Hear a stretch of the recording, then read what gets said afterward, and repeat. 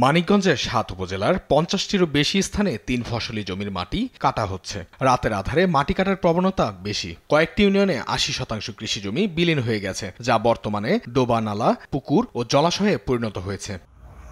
মাটির ট্রাক চলাচলে সড়ক নষ্ট হচ্ছে এবং দুর্ঘটনাও দিন দিন বাড়ছে। এমনকি পরিবেশ, কৃষি ও জনস্বাস্থ্য ক্ষতির মুখে পড়েছে। স্থানীয়রা একাধিকবার অভিযোগ করলেও কার্যকরী কোনো ব্যবস্থা নেওয়া হয়নি। প্রশাসন মাঝে মধ্যেই অভিযান পরিচালনার মাধ্যমে সামান্য জরিমানা করেই ছেড়ে দেওয়া হচ্ছে অপরাধীদের। অভিযোগ রয়েছে, প্রশাসন বিশেষ সুবিধা নেয় কঠোর ব্যবস্থা নেওয়া হচ্ছে না। আওয়ামী সরকার আমলে যেভাবে মাটি কেটে নিয়েছে, এখন আওয়ামী সরকার তো পালাইছে, কিন্তু এই ভূমিদস্যুরা এখনো দেশ থেকে পালায় নাই। আমাদের কৃষি জমি মাটি কেটে দেখেন 1 ফিট জায়গাও রাখে নাই, এখন কাটতেছে, এখনই ভেঙে পড়তেছে। আমাদের মরার অবস্থা ছাড়া আর কোনোই নাই।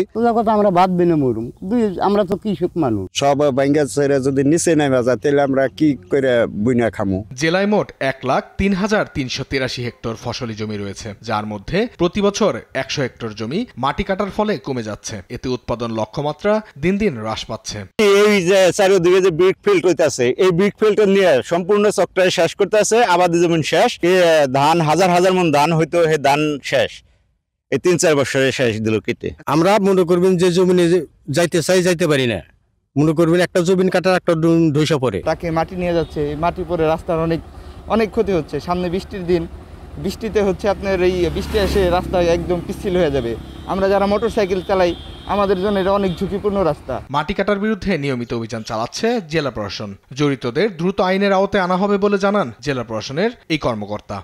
বালু এবং মাটি কাটার বিরুদ্ধে জেলা প্রশাসন কঠোর অবস্থানে আছে এবং আমরা নিয়মিত অভিযান মোবাইল কোর্ট পরিচালনা করছি।